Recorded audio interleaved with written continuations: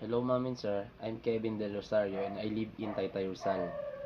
I have been working for Megawide in 7 years until now.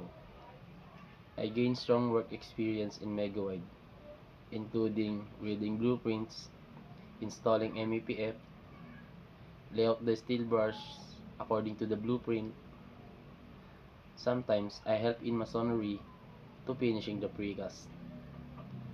I've also learned how to operate the overhead crane to remove the precast into the mold. Aside of being precast worker, I'm a professional four wheels driver. And also, I work in a motor shop. I have a knowledge to repair and troubleshooting small engine CC. I'm a hardworking person and also I'm personally motivated. That's all of my experience.